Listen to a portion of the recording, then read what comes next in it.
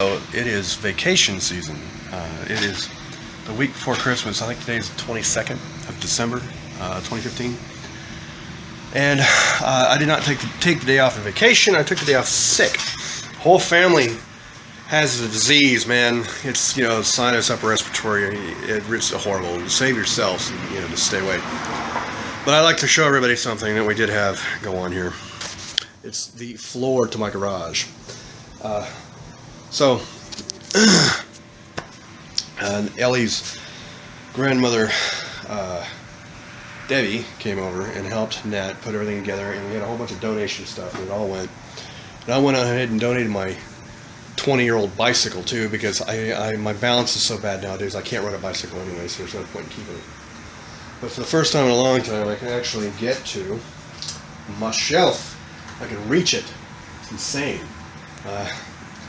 And I don't know, I keep making threats to just throw anything away that hits the floor out here, but you know how it goes. Any guy with, fights his wife over just throwing shit in the garage, you know what I mean? More to go. The fridge is dead, so I gotta figure out how to get rid of that. Just hold the camera up. Being sick, man. Just hold the camera up is enough to make you start sweating. But I don't know. It's a really beautiful day. I'm out here sick and I'm barefoot, and it just feels good. And it's like 70 degrees maybe. I don't know. It makes me want to go do something. But God, I'd love to get out and do something. I can't. One of those days, man. I went to work yesterday and had trouble all weekend trying to get bills to work. And I was sick so bad all weekend. I was awake like maybe 8-10 hours the whole weekend. And spent half of that, trying to get those bills to work. And I'm not kidding. I go in on Monday, and the other bill guy comes in, and he's like, "Oh yeah, it's this and this. Fix, done." We had a little bit of trouble with one of them getting it to work. It was like, a little in depth. I was like, "Well, crap. I feel like an idiot." I'm blaming the cold medicine. Yeah, that's it. Stay loaded on cold medicine. I don't think they're gonna have any more serious builds. I may take tomorrow off too, just because. Shit.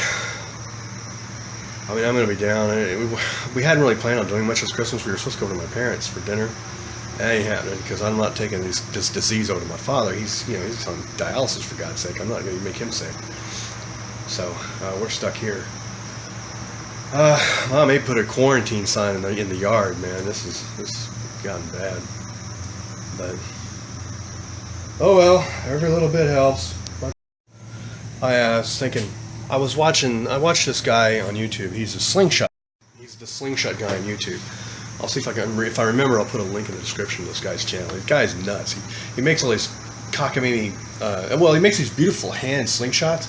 He also makes these cockamamie contraptions to launch things. It's amazing. I mean, he just recently made a slingshot that shoots marbles up in the air to take out drones, low flying consumer grade drones, because if your neighbor's flying your drone over your property, you fire this up in the air and the marbles coming down won't really hurt anybody. It'll bounce off your skull or something. They wouldn't hurt that much. But he's in Germany, and he was saying, it's illegal to attach a light to any sort of weapon in Germany. And I'm sitting there thinking, a light attached to a firearm is a safety feature, because God forbid you can see what you're shooting at, right? And I'm sitting there thinking, I'll bet the police attach lights to their firearms in Germany, or at least some of them. The elite ones do, and I'll bet the military does. But no, the citizenry has all kinds of limitations over there. It's just nuts. You forget how bad it is in other countries. And then no sooner do I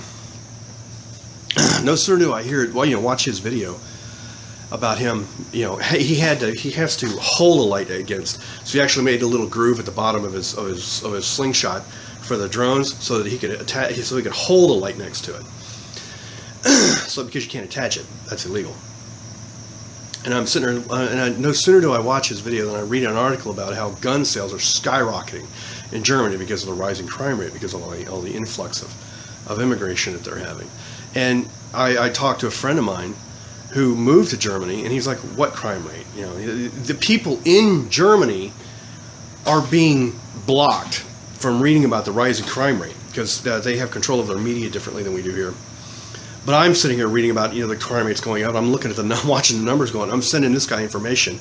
I don't know if he's paying any attention to it, but the crime rate's climbing in Germany, and and the sale of guns is going up. So Germans are getting the news somehow. I don't know if it's word of mouth or what, but the real numbers are going up, and Europe is starting to suffer the consequences of being so liberal European, liberal with a small L European. But I don't know, the whole world's just kind of moving around and changing.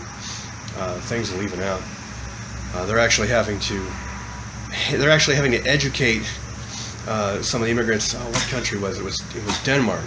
They're having to go to the immigrants and tell them rape is wrong.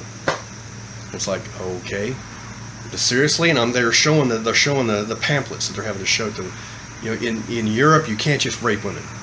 They're having to tell people this. They're coming from some of these countries. It's like, holy shit. I don't know. I mean, some of these guys, you stop and think about it, they've never seen a woman outside of a burqa. It's like, oh, okay, well, I guess you would have to tell somebody that rape is wrong if that's how sheltered they've been their entire life. Anyway, I don't know. Well, it's a whole culture shock to the nth degree, and it's difficult to fathom, but it's the world we live in.